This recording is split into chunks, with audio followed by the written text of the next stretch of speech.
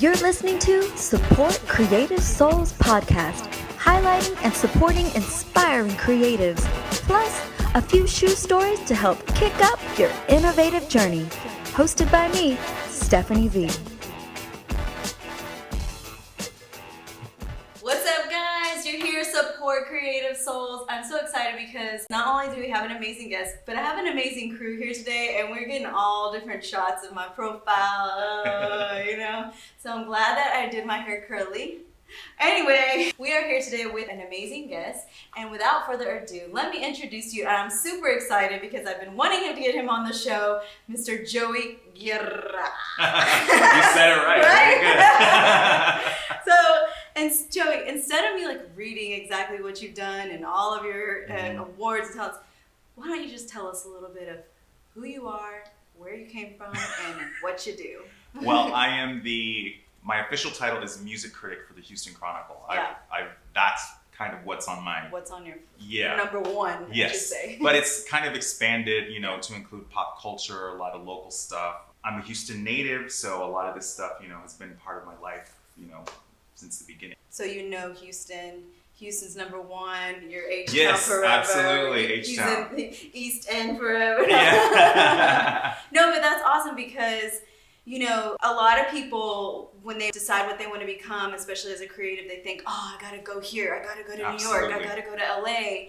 And so a lot of Houstonians and a lot of people that we've interviewed, really, really take pride in the fact that, this is where their career started. They have deep roots here in Houston, and they love that they can promote Houston as, obviously, as a really unique music town, right? Absolutely. I mean, that's it for me. I mean, I think when I was younger, there's always the idea of, I would love to move to New York and write for Rolling Stone or whatever it is. But I mean, once kind of digital came in, that changed everything. Sure, because now you can. You can freelance for them easily. Yeah, and your stuff... You're remotely. Right, and your stuff that you write here gets seen literally sometimes all over the world. Exactly. So, yeah. I think that's great about where, writing is going now as opposed to where it was. So let's get into, where did your career begin? Gosh, well, I'm going to take him back. We're taking Joey back today, okay? I went to the University of Houston. When I started there, Go Cougs. My major was chemical engineering, believe it or not. Wow. Yeah, I had kind of been geared for that in high school. Okay. Once I got to college, I had all these chemistry classes, all these things going down that path. I realized I didn't like it. I was like, this is kind of boring. I don't like it. It's a little difficult. So I thought, well, what do I like to do? I mean, and this is literally the way it happened. What do I like to do? I like to write. The next day, I changed half of my classes, and I went down to the newspaper on campus, which was the Daily Cougar. And I said, hey, I want to write for you guys. And I think I wrote 2 things, and then it just, and in a college paper, they're going to take everything they can get. Right. They're trying to get writers, and they want to fill the pages. So I started writing entertainment, eventually became the entertainment editor. I did that until I graduated. They actually had me stay on for an extra semester after I graduated to do it. Through connections at the Cougar, I got a temporary gig at the Chronicle for 2 weeks, literally taking papers and typing in what was on the paper, putting it into the computer. And you're like, I really got this, but this. Okay. Yeah, but it just shows sometimes that's where you got to start. Absolutely. A lot of people, and I will say this, a lot of millennials are really afraid to start somewhere now. They feel like they should already be doing what they're supposed to be doing. And I know in my days, hey, you start, taking the coffee, meeting and greeting people, the smaller things that you feel like, this is but really are the stepping stones of your career. Yeah, I mean, you have to be smart and think, how can I maneuver this into what I want? Exactly. So my friend couldn't do it because she was going to be out of town. While I was doing it, the editor asked me, what kind of stuff do you write for the college paper? I told her, well, most entertainment, but I really like music. And she said, send me 2 of your best reviews. And yeah, I mean, they were this big, and then 2 weeks later, they printed them in the paper. What?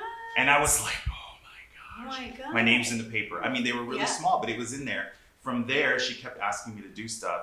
I went back, I wasn't working in the office, so I was essentially freelancing for the Chronicle while I was still in college. You know, it started as CD reviews, moved to concert reviews, bigger features, cover stories, you know. And why music? So, I mean, it's obviously you say you like it, but is it like a passion, or is it something that you're just emotionally attached to? I think music has always been, I mean, I'm not a singer, I don't play an instrument. I mean, I did singing in school, I did musicals, things like that. But I think it comes from my dad. My dad is a big music lover. Even still to this day, he's going to be 70 this year. And he buys music every week. Like he buys something, either like digital or CD. Okay. Digital or CD. He's actually on iTunes. I had to show him how. My dad can't figure that one out yet. But I mean, my dad, who, you know, came here from Mexico, his first language was Spanish, you know. He started listening to, I mean, he listens to Tejano, but he listens to disco and rap. I mean, not rap, disco, R&B, pop, country, rock, everything. I mean, his collection spans all genres. And it went from 8 tracks to cassettes to vinyl to CDs to now digital. And I think just being surrounded by that just really sparked that in me, you know? Yeah, I think that's a lot for a lot of us start off. Like my dad was really into R&B, especially like Tejano and stuff. And I have like, you know, when I first started singing, it was Tejano music. Yeah. And not even really knowing, because I'm not like fluent in Spanish, but I knew every single word to every Tejano song that came on the radio. You know, kakukuka, like what happened to them? You know what I mean? Am I taking it way too back? But you know, so it's like you start with it at home, and then it's just kind of like, it's crazy how it just slowly becomes part of like who you are. It did. I mean, it taught me so much, and you know, I knew Spanish. I've always been fluent in Spanish, but I didn't like Spanish music. Really? I refused to listen like to Julio it. Iglesias. Nothing. Nothing. And my dad was a very big Tejano fan, so he would actually get mad at me because I didn't listen. Don't want to listen to this is part of your culture, you know, blah blah blah. And I think just him saying that made me push against it more. You know, but then eventually, you know, I got into it. Now I love it. So you've interviewed tons of people that come into Houston, that, I mean, and now we're like, Houston is just booming with artists right now. Coming out, Megan Thee Stallion, you know, it's just, I saw that you had an article about her. So out of everyone that you've interviewed, who's been your favorite? Oh my gosh. Everybody asks me this, and it's funny because, you know, I would say 99% of my interview experiences have been positive. You know, the only time it's not is it's usually the people around them that cause the issues. Team. Yeah. Once you get to that person, they're great. Right. But in terms of like memorable interviews I've just loved, I mean, I think maybe Cher was one of them. Oh God. Yeah, and it was right around that time. Yes. Yeah. So that was big for you. That was right? peak time for her. So talk a little bit more about that. The initial interview was on the phone. It went on really long. I remember that. And at the time, you were just having coffee with Cher. Yeah, we were just having a conversation. That's the way it felt. Yeah. At the time, I think she had just done some concert in New York, and Bette Midler was on the bill. Bette Midler apparently had said something mean, nasty about her lip syncing or something. She didn't know this, so I kind of asked her about it. She's like, "What are you talking about?" And I said, "Well, blah blah blah." You brought up Chase Man. She didn't know. And she's like, "Well, do you have the article?" I said, "Yeah." She's like, "Read it to me." And it was just crazy because this whole thing transpired. She had not heard this, and then she told me this whole story about why Bette Midler doesn't like her. That they were on this TV show in the '70s, and something happened, and then Bette Midler called her a very nasty name, and. Yeah, you got good juice. Yeah, I did. Yeah, it was like sipping tea. What is it? Sipping tea with Cher and getting the juice. I mean, that one was super memorable.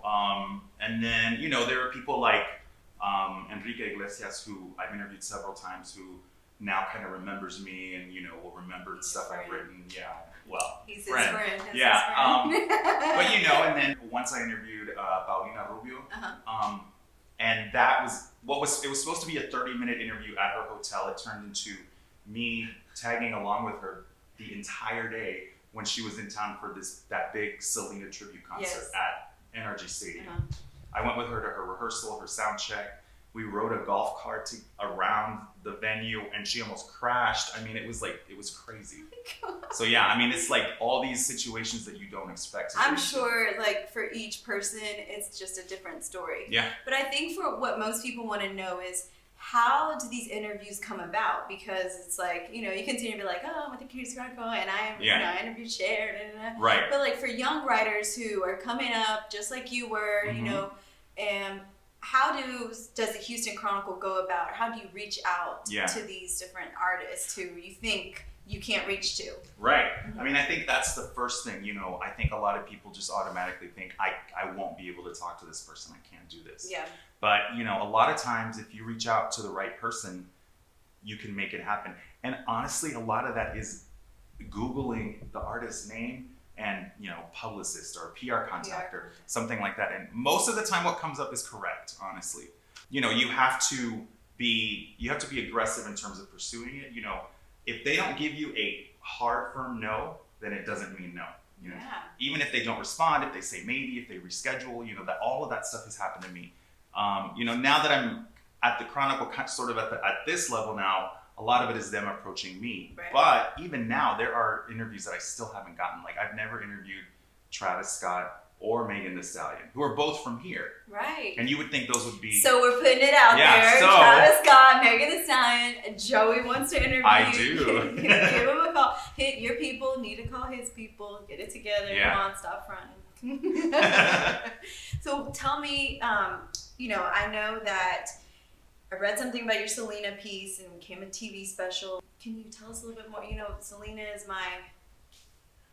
who's really? Is she not? But yeah, I mean... I almost wore my Selena shirt today. Oh, honestly that did. would have been awesome. I would have been did. like, you were meant for me to be on this show. I promise you, I almost wore it. I was like, this union here was meant to be. If you, I mean, not that it's not now, but it would have been great. I mean, when I said earlier about not liking Spanish music, the reason I started liking Spanish language music was Selena.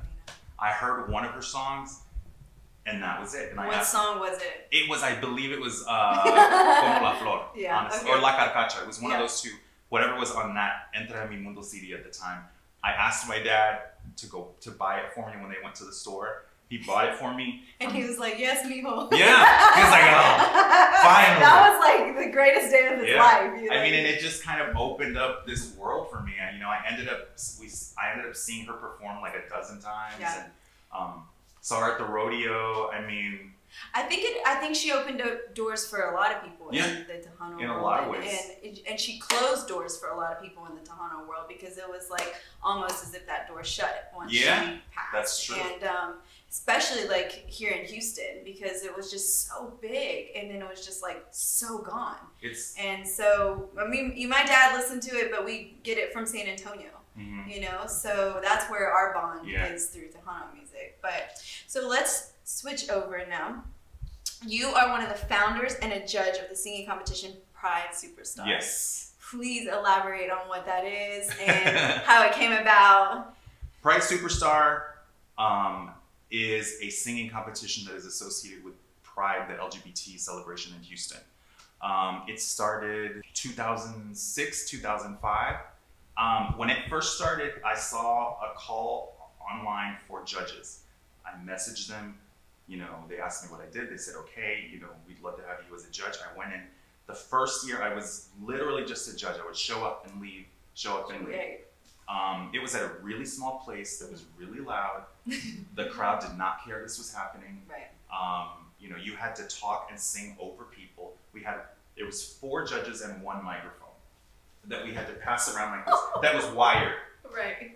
When we did that the second year, I knew that this was something that could get bigger, that they could do better, So me and another judge at the time sort of took it upon ourselves to take it. We moved it to a bigger place that had better sound, that lent itself more to an audience, had a nicer stage, and just kind of built it from there. It got bigger and bigger each year to where it was standing room only, at one point. We had a guest judge every week, so we had Cam Franklin from The Suffers, we had one of Beyonce's backup singers. I mean, all these incredible people, we would do auditions and have like a line of people show up to audition. So is this just during Pride Week? Or, yes. Okay. I'm actually not involved with it anymore. Okay.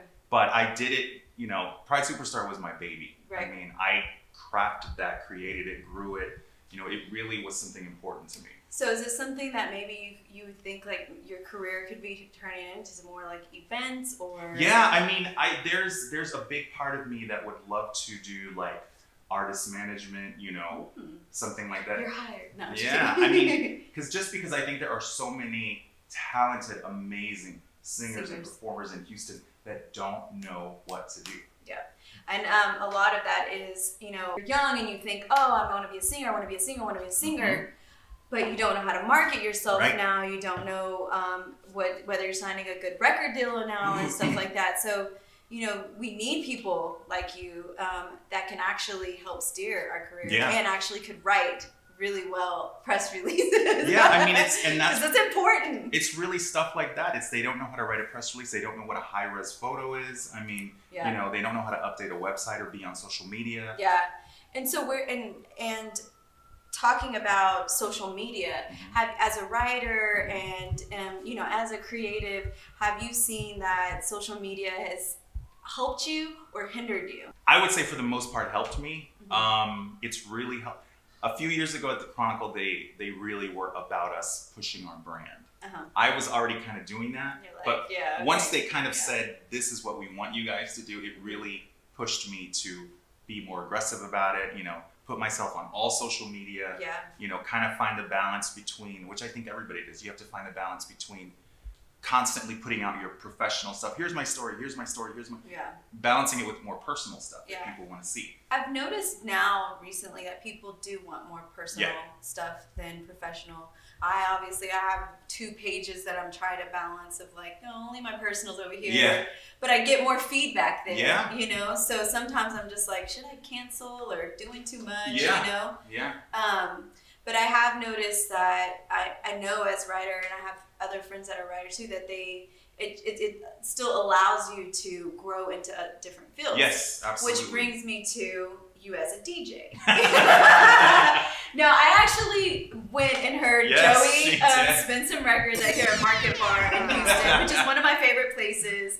And I was just so excited because, there's not many places in Houston you can go and you're going to get some good music and especially record spinning, besides going to a club or anything like that. So was that just something that they called you to do, or you have your collection, you were like, let me go out and spin some records? I've always had a big music collection, which I think obviously comes from my dad.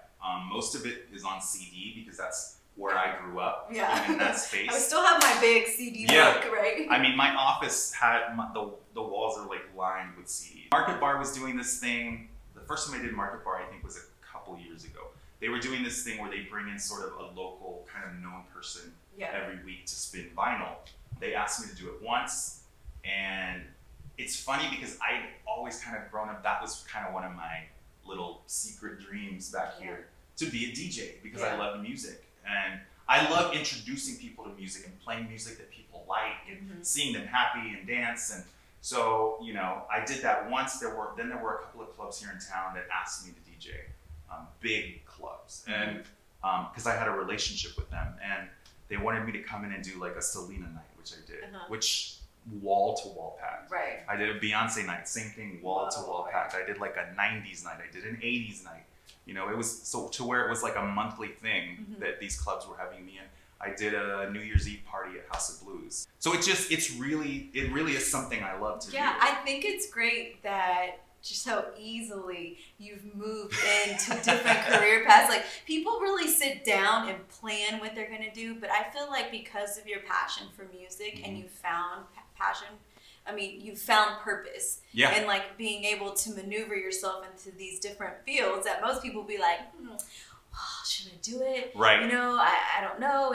And having, even starting out as being so confident in your writing skills, to say, here, Houston Chronicle, like, this is what I got, Yeah. Because even with your music and your CDs, like, you're afraid to push forward Oh yeah. your creative works because of you're not sure what you're gonna get in return. Yeah. But I love how you just been able just to, oh yeah, well this is just something that somebody asked me, and it's just like, yeah, man, I'm DJ. Now I'm spinning for parties. It's packed houses and everything. I mean, I think it's about saying yes when you want to say no sometimes. So who was doing that? Oprah saying yes to the Yeah. Find your joy, say yes. Right. It's something like that. Yeah. So let's talk about, this is Support Creative Souls, and we talk about Yes. shoes and our journey with shoes because I'm a shoe fanatic.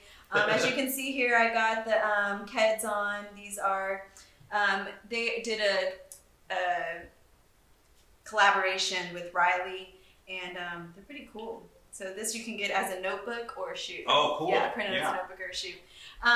So talk about what is a pair of shoes, if you brought them or if you're wearing them, that has like a true story of, you know.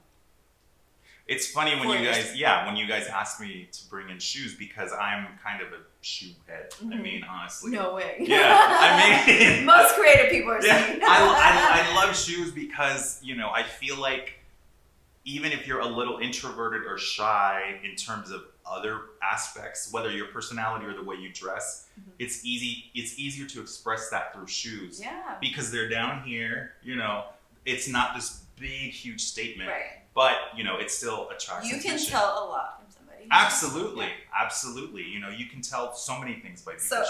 Excuse me, we got the Pradas on today. What? I knew I should. I'm doing all sneakers, but these are some we got the Joey brought on the Pradas. I brought my Pradas. Not because I'm bougie, but that's okay. We're bougie on this show. These were really the first pair of really nice shoes that I got. They were a gift. I just remember getting these and just being like, I didn't want to wear them. I didn't want to touch them. You know, especially because they were white. I mean, I just, you know, every time I went out, I would like wipe them off. I mean, I still do that. Bubbles. Yeah. I mean, and I know you're not supposed to like put your happiness into material things, but when I wear these, and I have another pair of Pradas that I bought too, it just, you know, it's not that it makes me feel like I'm rich or I'm important. They make me feel happy. You know, they make me feel creative and happy, and you know, I like that people notice them. You know? I think you know, people put a lot into designer name, but it's also the look that you're going for. You know what I mean? Like, hey, I have some like Chucks, Converse Chucks that are like ugly, like, but if you look at them, they could tell the story. Absolutely. And that's why I love to wear them, because you can see my story just through the sneakers. Absolutely. You know, and especially those, like you take pride because they bring you joy and they make you happy. And I also like that. I mean, because kind of as a rule, I almost always wear black, but I like that. You know, I can have a pop of color in the shoes. Pop of color, and the red and the red in the back. A little surprise. Okay, Joey, thank you so much for joining us today. Anything else you want to say? Comment there, feature that you got coming out, like let us know. And where can we find you? Yes, okay. all of my work in terms of writing you can find on social media. I'm on Twitter, Instagram, Facebook, at Joey Guerra, JoeyGuerra. Also on my DJ gigs, I will hopefully have some more coming up soon. I'm sure I'll be back at Market Bar very soon. So yeah. And Joey brings out his whole family. Yes, they all come support, which is nice. So if you guys stay tuned for more from Joey. I'm just so happy that you came to be on Support Creative Souls. Me too. And I'm actually going to send you some music. Yes, I'll be writing about her soon. I'm plugging there you myself. Go. Anyway, thanks again for joining us. We're here at Wicowork Space in downtown Houston. Check them out. Here is our board. We're on Twitter, we're on Instagram, we're on Facebook, we're on YouTube. If you haven't subscribed to our YouTube page, please go and subscribe. Our sponsors, Comida Caliente Salsa, of course, get your bottle online, and Fragrances of Wine. Thanks again for joining us. Peace out.